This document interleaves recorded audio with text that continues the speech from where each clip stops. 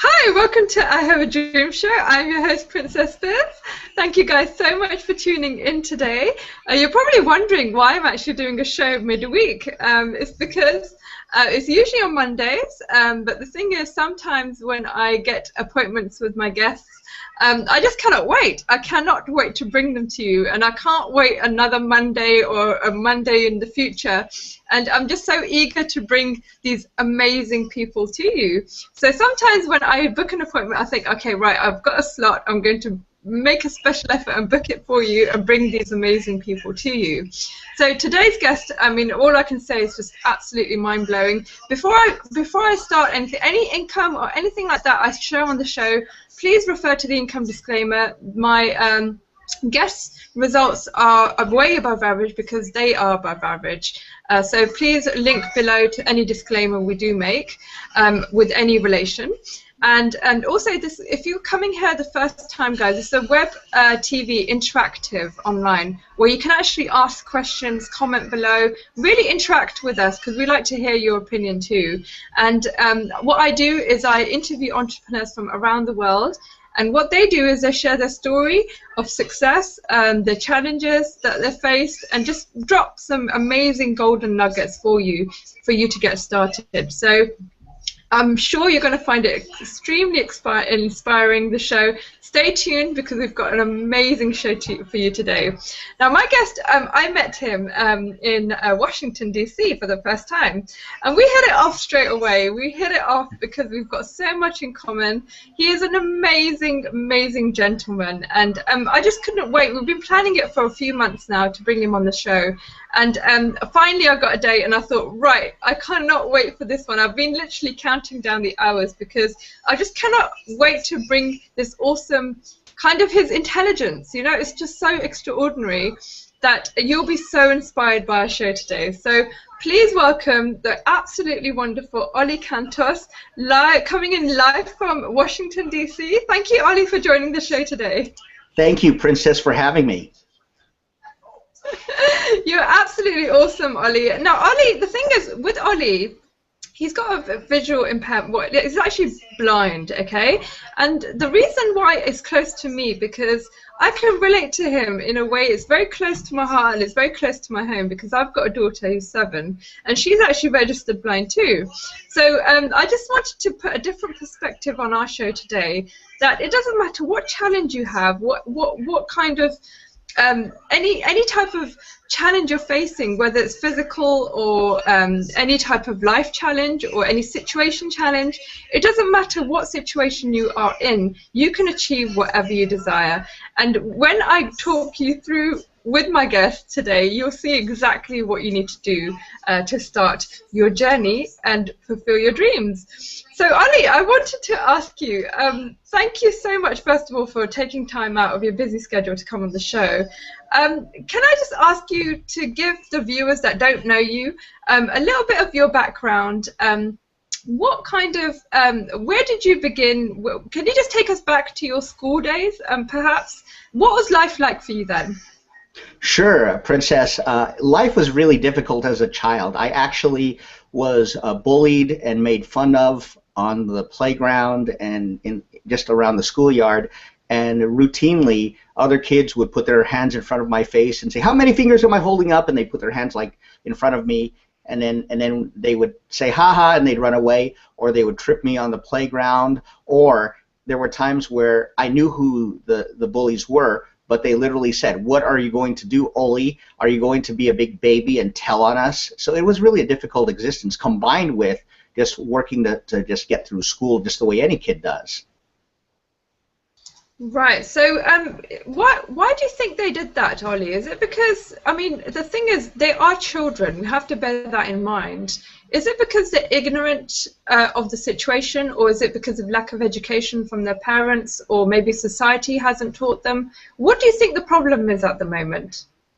I think it's a combination of all those things, because sometimes children may either realize directly what they're doing or they may not, but they just operate off of a whim, and they think it's funny or whatever, but they don't necessarily realize the devastating impact that bullying can have on other children. And some, depending on their difficult backgrounds, may literally know that it's hurting another child and literally not care. So it just really just depends. But for our purposes today, the important thing that we need to understand is that background-wise, all of us have different instances in life where we might have been subject to difficulty of one sort or another. But in spite of whatever those difficulties are, we need to really take the best of those circumstances by trying to figure out what those circumstances are intended to teach us, and then that's how we can redirect ourselves more toward our ultimate life purpose, rather than feeling like we're some sort of a victim.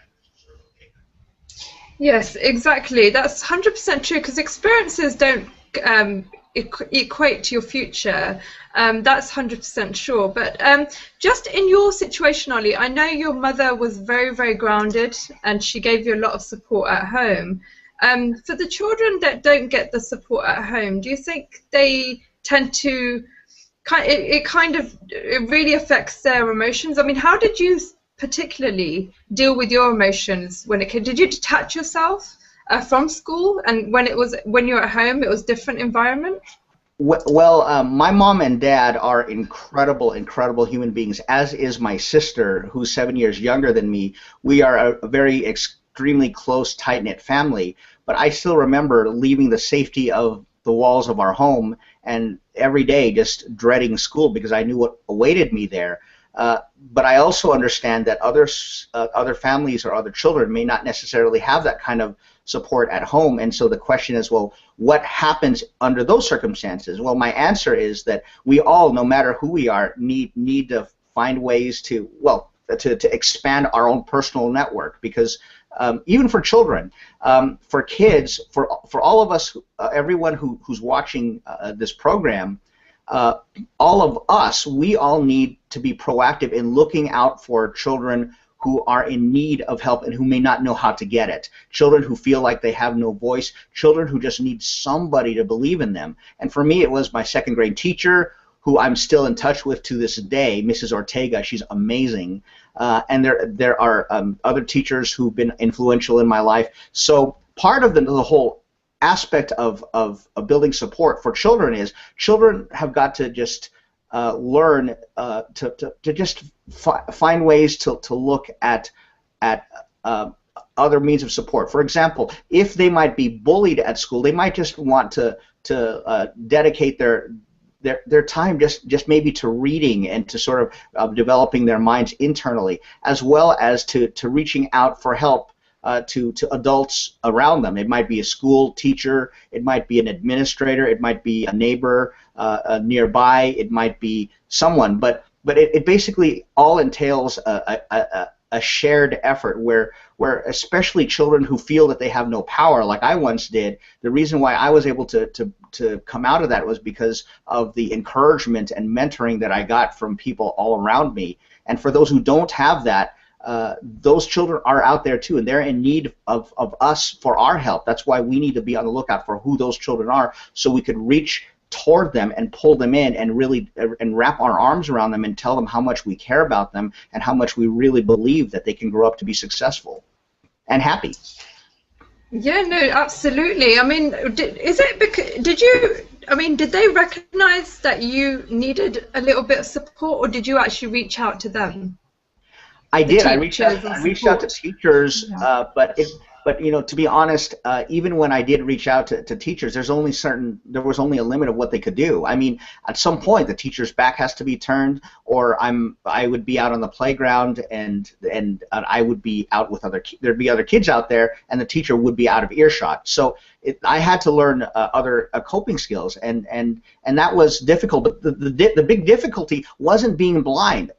So many people think that the tragedy is the whole blindness thing, but it's not. It's what people think of the blindness. I mean, I actually, for the first 20 years of my life, I was in denial of my blindness, and it's precisely because I was made fun of so much. I tried to pretend that I could see. I would memorize where to walk, and periodically when I'd be at school, I would know the route to a classroom, but there'd be a janitor's cart in the way, or a rolling trash can or whatever, or something would be in the way, and I'd trip. You know, so it wasn't a foolproof system, but I was in denial of my own blindness because I didn't feel that I I felt that if people saw me as blind, that they would see me as stupid and helpless, and that was how I did not want people.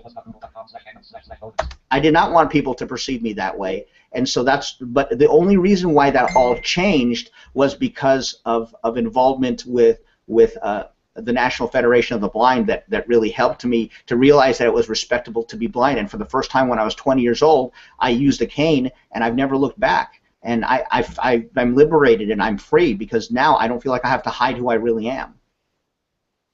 Do you know what, Ollie, I think you've just hit the nail on the head with what you just said. It's not the blindness that's the problem, it's the way that people accept it the way it is, because that's where the challenge lies, doesn't it, really? Because, I mean, especially with my daughter, for instance, she's excelling in school. She's a very, very clever, intelligent child. She takes interest. She's a creative person. The abilities are all there, and the willpower is all there, you know?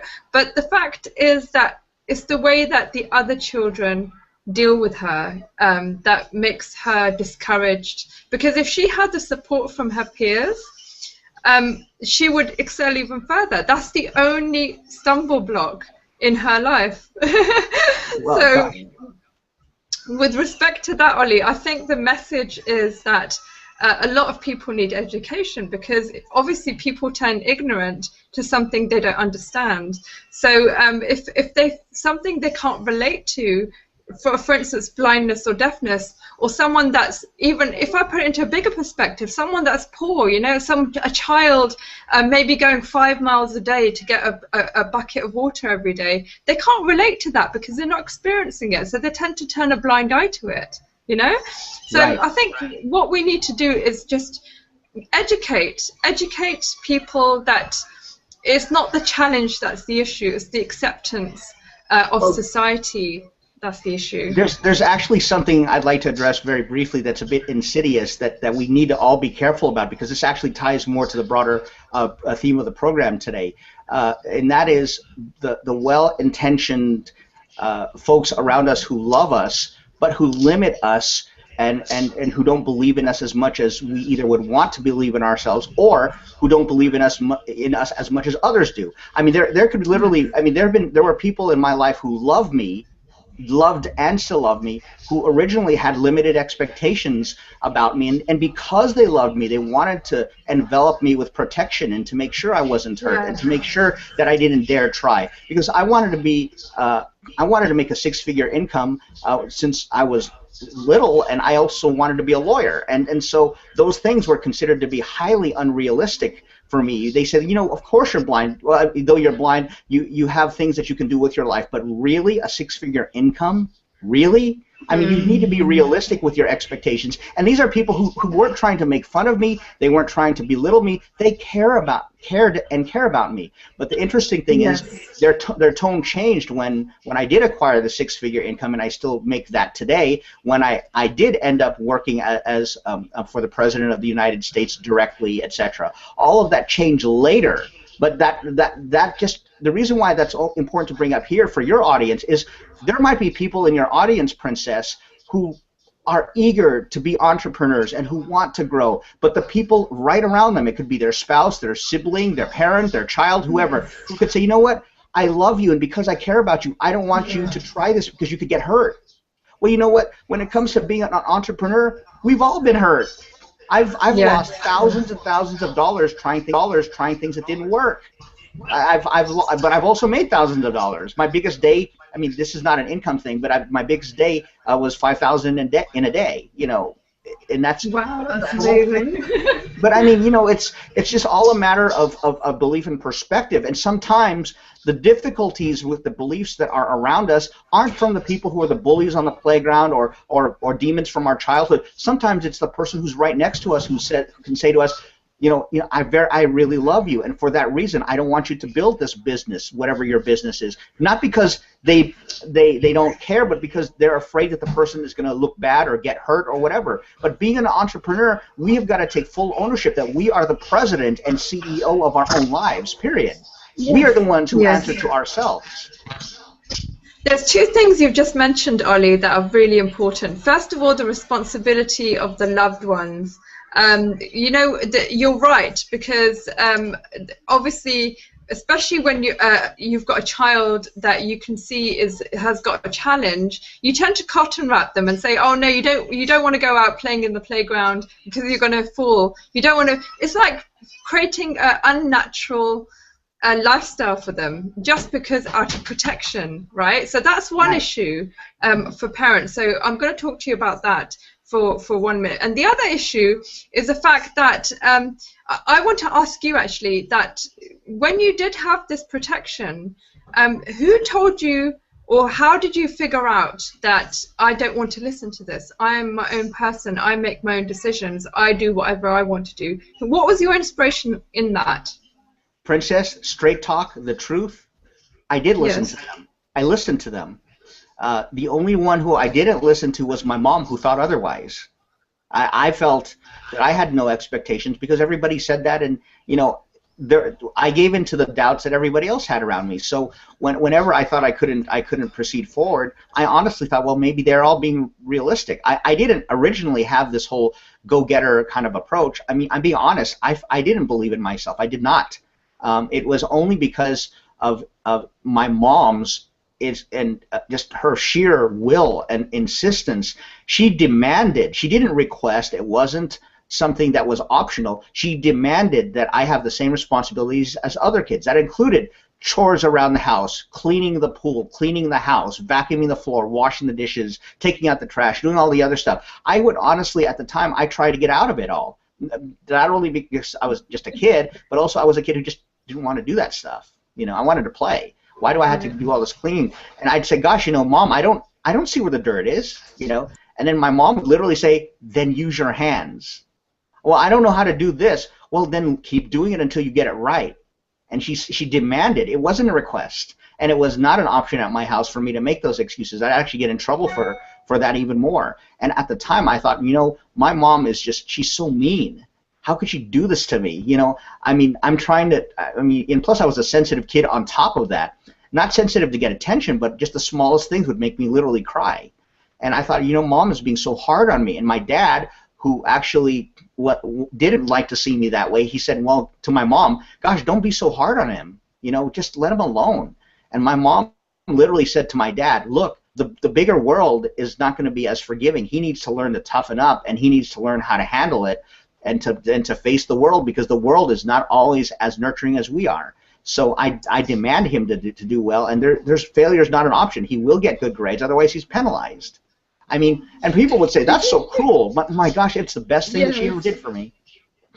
Did you ask her afterwards? Did you ever actually look back and say to her, Mum, I understand why you did that? I mean, did she ever explain to you why she did that? Well, she said, you'll thank me later, and I was taught never to talk back, so in my mind I just thought, I doubt it. You know, but I have, and I thanked her a trillion times over. Like all of the things that I get to do now, where I have options that others don't have, it's not a matter of that I'm any better than anybody. It's all literally a matter of taking small steps every single day that have made this work. I mean, I've run into frustrating days. I mean, in my case with the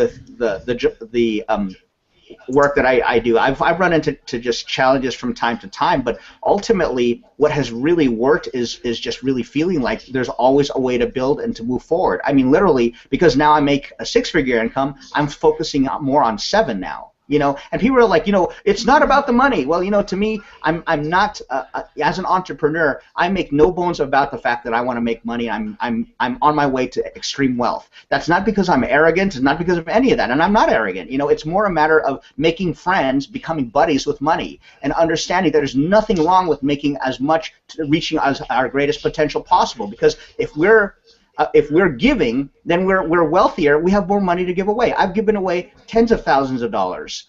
And you know, if I were stingy, that would just mean I have more money to hoard. That's all it means. It's just a number in a bank account. It's who we are as individuals that determines whether we're greedy or corrupt or successful or pious or whatever. I mean, you know, we have a responsibility to operate according to the highest ethics. But heck, at the same time, we also need to make sure that we don't feel guilty for our own success, because that guilt alone will hold us back from being what we could be otherwise. That's a beautiful message, Ollie. Absolutely, 100%. Money is actually seen as evil, but you're right. I mean, it depends on how you use it. And for the right people, it's an opportunity to help others and to deliver to others and do work that, you know, like a contribution in a way that, you know, you should be thankful that you're blessed with that opportunity and the power to be able to deliver it forward. So that's a beautiful point you've made. Ollie, I just want to go back a little bit. When it came to your academic life, you went through your schooling and you got your higher education. When it came to the workplace, I mean, how did you find, okay, children are one thing, having peers in one thing, but adults, how did you feel that they responded to your challenge? Well, I actually have had a very pleasant work experience when it comes to the vast majority of people that I've interacted with, and all of it, I guess, comes down to a matter of sheer expectation, where when we expect to have the best out of a situation, we carry ourselves differently than if we dread the worst. It's all a matter of, like, Yes. with Rhonda Byrne and the Law of Attraction.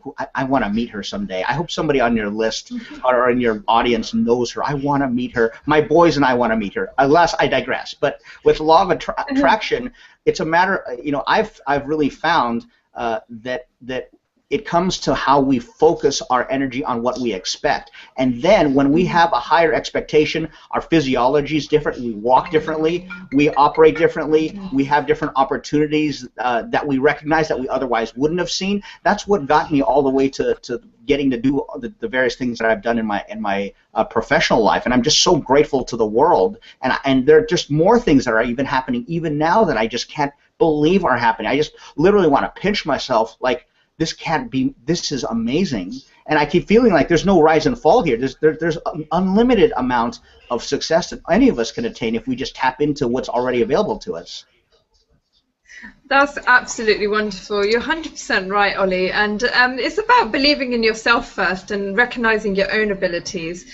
Because even if you do have anyone listening here, if you do feel that there's no one around you that actually understands you or supports you, you can be communicated to through books. You know, I mean, if you read, and excuse me. If you start reading, these authors kind of surround you and they give you that power. Like you say, Law of Attraction, the book, you know, there's no excuse, guys. That's what I'm trying to say, that you can surround yourself with the type of power that you need through books or audio or any kind of technology that's available out there. So absolutely, it's all about mind. How important is mindset in this, Ollie, then, in your opinion? Mindset isn't just the most important thing. Essentially, I believe it's the only thing, because out of mindset comes action, especially when the mindset is geared toward success. If you don't have your mind right, then you're not going to be able to get everything else right, because if any of us has a negative mindset over a long-term basis, we'll lose what we have. If any of us has a positive mindset, then whatever we don't have, we'll eventually acquire. It's always a constant battle, because there are forces in the world. There are negative things that we could watch or read about. There's the news, etc. But it's really a matter of feeding our minds every day and nurturing our minds with people and events and stories and actions, especially actions that validate everything that we believe and are growing in belief about ourselves. Because when we learn the whole technique of referencing to show us why we have so much reason to be truly, truly grateful, then we get more of what we want. If instead we fill ourselves with worry and we dread what's going to happen in the future, then all we do in focusing on that is ending up putting ourselves in a negative state of mind that actually not only doesn't it help, but it actually hurts our efforts to acquire otherwise.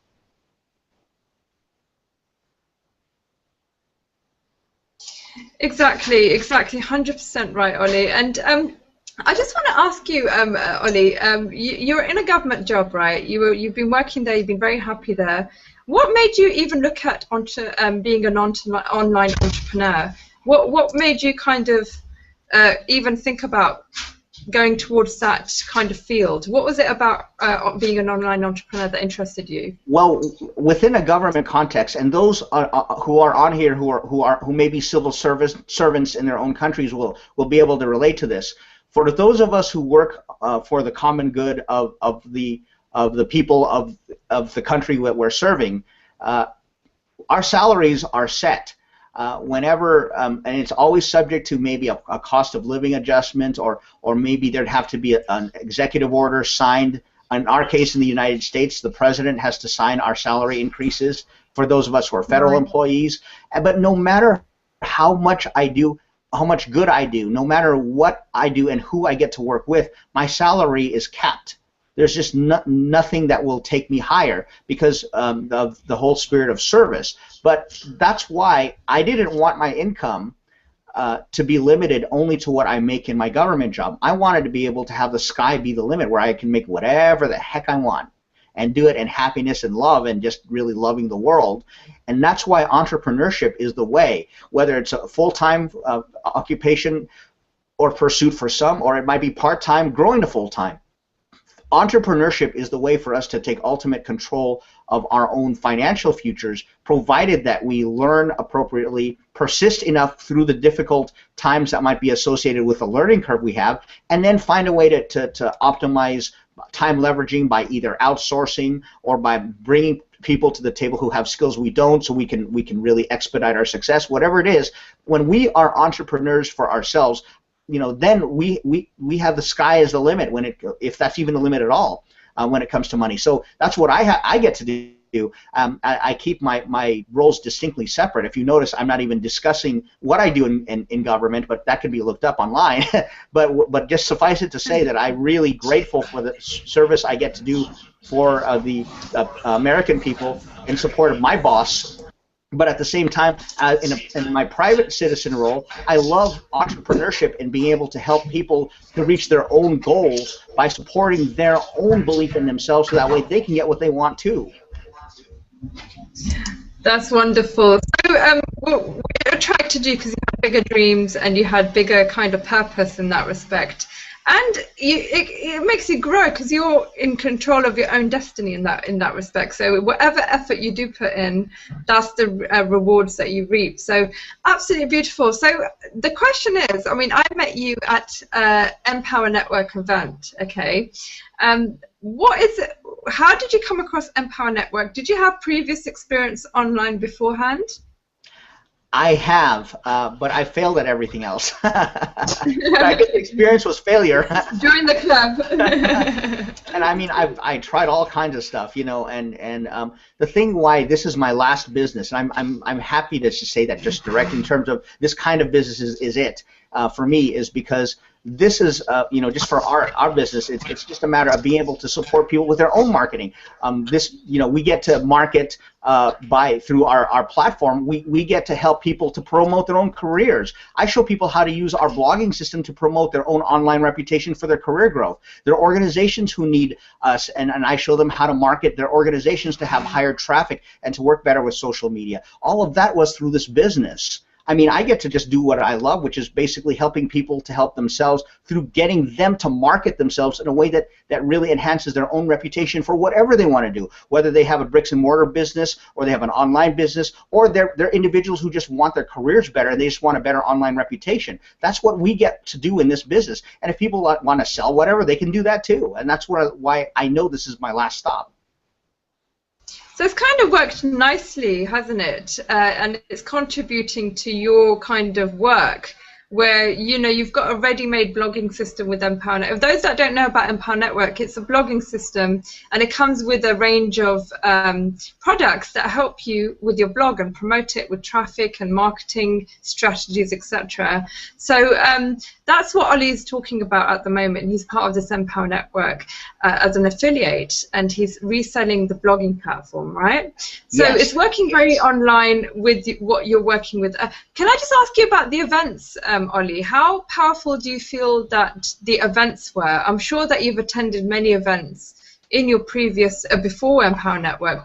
Did you feel that the Empower Network event was a little bit different? Oh, the culture is just unbelievable. I mean, I've been to other events in the past, but what is so wonderful about our events is that when we all get to be together in the hundreds or thousands, depending on which event we're going to, we Yes. get to be accepted for who we are. There's some of us who are coat and tie, who love wearing coat and tie. Others just wear shorts and a t-shirt, and some don't even wear shoes. You know, it depends on whatever. But what I love is that you get to be yourself in our business. We don't try to use a cookie cutter approach for you to be who we think we think the perception of success is for you. You decide what is success for you, and as you make that decision, we love you as you are and promote you as you are, because everybody in the world can relate to everybody else who is similar to themselves. So the key, it's even a great marketing concept, because the world isn't just consisting of one particular market segment. There are millions of segments out there, and especially when we magnify who we are as individuals, formal or not, this business gets to show us that, you know, through the events, that we're loved for that with whatever we are. I mean, in my case, by religious background and so forth, the swearing, you know, I don't drink, swear, do drugs, any of that stuff. And, you know, as far as people in the business, others swear like sailors, you know. But I mean, whoever they are, they're who they are. But the thing is, what I love about our events, Princess, is that you get to be around other people to just charge your batteries, and even for no other reason. I urge everybody who's seeing this just to become an affiliate, just to be eligible to go to the events, so that way you can experience how amazing this is, just to be around people and to be lifted up in a way that you just cannot imagine. It changed my life. I mean, by the time I went to the event, I already have had all this stuff that I've gotten to do in life. With my perceptions of what I thought I could do, that's nothing compared to what I believe I can do now. That alone is priceless. Excellent. No, absolutely. I mean, you have to go to these events to hear what Ollie's talking about. It's an experience, you know. And Empire Network encourages leadership, guys. It encourages leadership. You know, it's not just about selling products and moving on, or the sales process. It's about leadership, creating leaders, and taking life into your own hands and achieving dreams, because, you know, they encourage having big visions and big dreams, and give you the fact that, you know, you've got a whole community of people that believe in you. It's so crucial to surround yourself with people that are like that, because, you know, maybe in normal life you might not have that environment. So this community does help a lot of people. There's so many success stories when it comes to having like-minded people around you. Right. But, and yeah. Real quick, one thing, Princess, is that what I love about our business is we don't have to say, gosh, don't join this business, just be with us. You know, what we get to say is, look, with whatever you want to do, whatever you want to build, do it. Just do it with us. Yeah. You know, I mean, yes. Where else can you do that? Where you could literally make tens of thousands of dollars in a month. You have a community of people who love you for life, and you have all these people who are part of a community that we interact with each other between events, in person, Facebook, social media, whatever. I mean, it's just amazing. I mean, it's just, oh my gosh, I should stop. No, absolutely. I mean, I'm sure that the audience can feel your energy when it comes to this. I've got a question coming through, Ollie. It's quite an important one. I think it might relate to people that can understand this, but it's from Bridget Hyphen, and she's saying that, thank you, Bridget, for tuning in today, but she's saying, how does Ollie manage to use technology when it comes to online marketing? It's a very good question. Ollie, could you answer that for her? If you can sure. Just explain how do you actually do that? Yeah, I'd be happy to. Like my blog, my username is Leadership Circle. So like what I basically do is my entire blog, including videos, I do from right here. This is it. I use our blogging. I literally, you know, go into here, and what it is my phone talks. I just have a regular iPhone 5S, and to me, in my personal view, I'm not endorsing. I'm not paid by Apple, you know, but the iPhone 5, I've just using this. I've done a video. I don't know. I'm going to sit back real quick. I hold it back like this. I don't know if you can see me. and then you just Yeah. hold the video, and then you press, and then after that you save the video, and then you upload it through the app that we have, and then you use the dictate feature to dictate your blog, and then you can go back and manually edit what you've done, and then you upload, and you're done. I've blogged from boats, I mean on yachts. I've blogged from a small boat, like literally with me and one other person. I've been on a roller coaster and I've blogged. I put up YouTube videos. If you type in Ollie Cantos in YouTube searches, you'll see I've blogged in all sorts of places, you know, and do it just from my phone. So I literally build the majority of my business using my phone. I don't really use a desktop anymore because the phone has just been so much more handy, and I love it. I mean, I could be anywhere. I could be on the train, and I've done videos on the train on my way home from work, and then I just purpose it in my mind, and I do a 2-3 minute video while sitting on the train, and then it's good background anyway for video, and then it's up. You know, I mean, It's up, fun, and exactly. I just love it. It took a little while to learn how to do it, but yeah.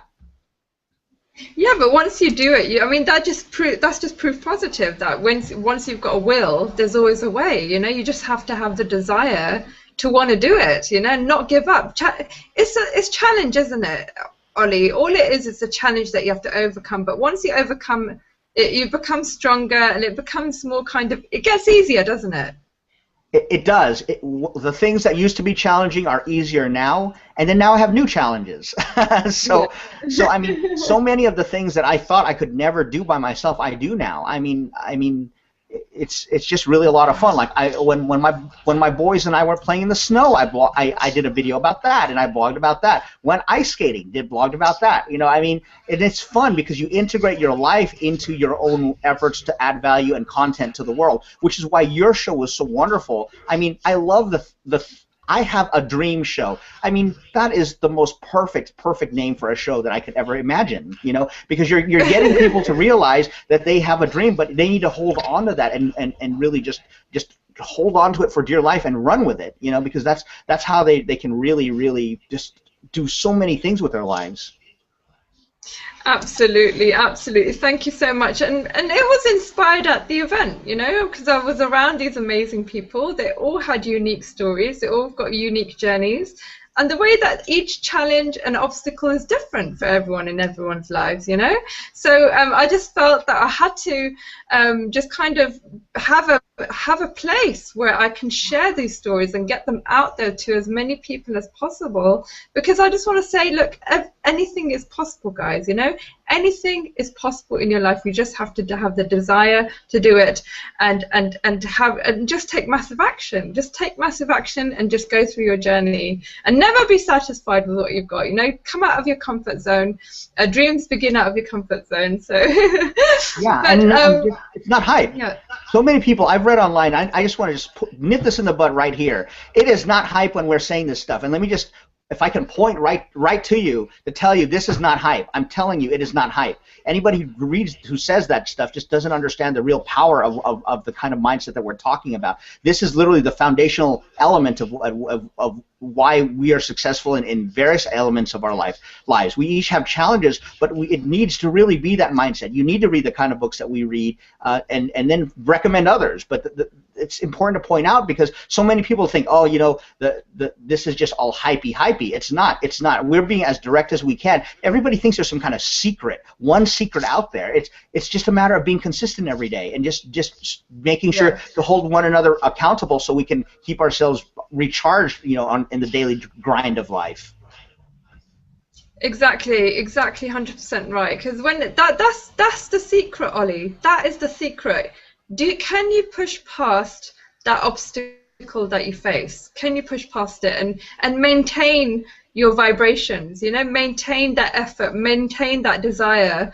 You know, there's no kind of push button software for overnight success, guys. There's nothing like that at all.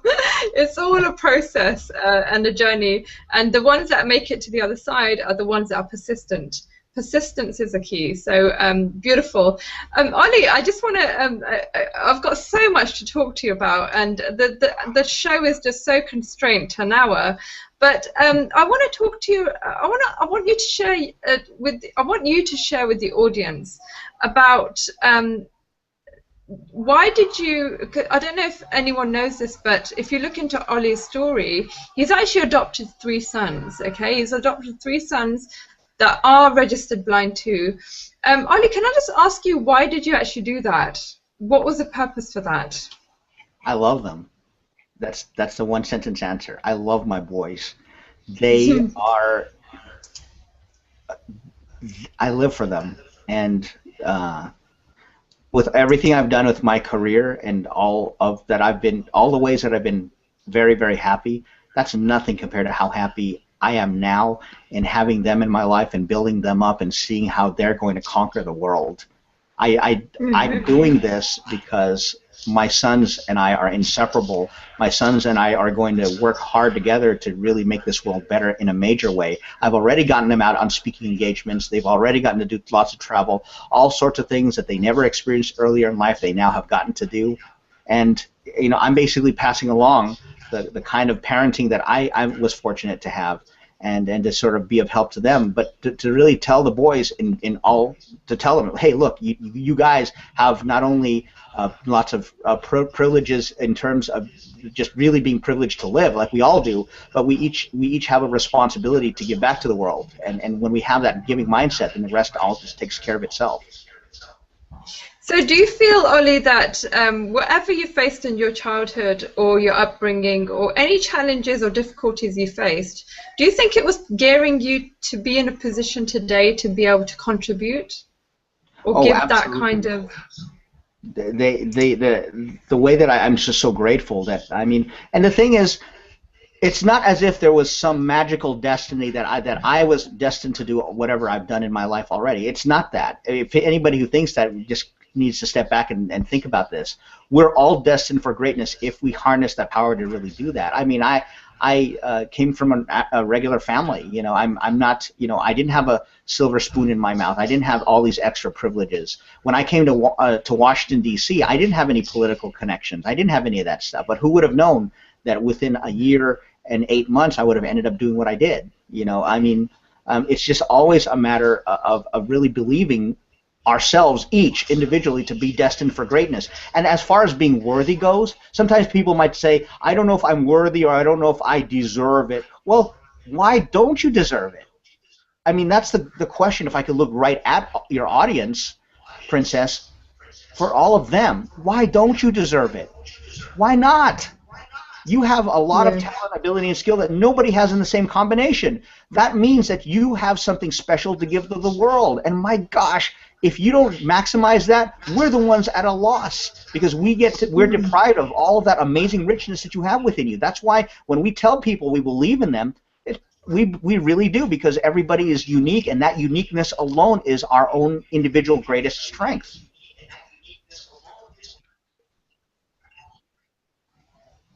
That's amazing. Ollie, I can honestly I'm glued to the screen right now. I can literally just dwell in what you're saying. But you're absolute pleasure to have on. And guys, as I said, I could not wait to bring Ollie on and show you what I'm exposed to, because we've been talking as well behind the scenes, and he's just left me just in awe of him, because he's just an amazing, and it's not about because he's got a challenge or that he can't see. It's not about that. It's the fact that he has got an amazing mindset. His attitude. You can't even tell that he's even facing a challenge, and this is because he's decided to be like this. He's made a decision to overcome any type of obstacle or challenge in his life, and he's decided that he wants success, and he's decided to make contribution to others. It's all the power of decision, and it's instant. You can change your life in an instant, guys, right? That's your God-given power. No one can decide for you. It's in your hands. So, yes, absolutely, Ollie. And Ollie, I wanted to just share with the audience what we spoke about a few days ago. I want to leave a message to the masses, because I don't know where this video is going to go out, but according to Educating Society, what work needs to be done?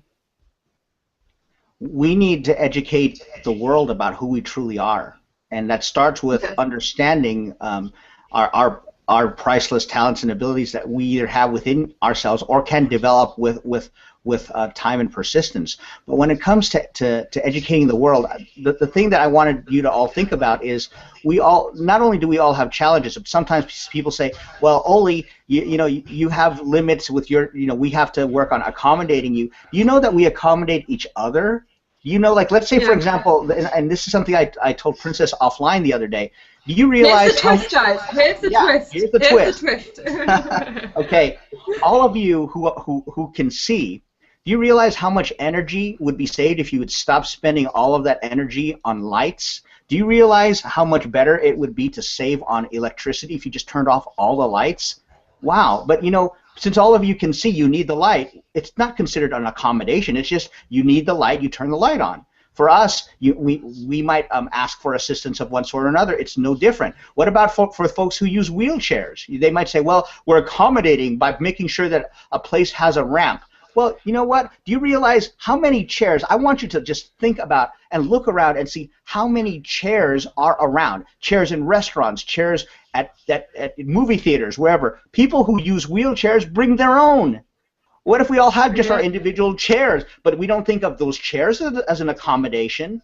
I mean, we need to move away from the disabled versus non-disabled thing. We all just need to support each other. There are times when there are tourists here who are in Washington who don't have any idea where to go with what they're looking for. I do, and I know who the tourists are because they're the ones who always stand around the maps.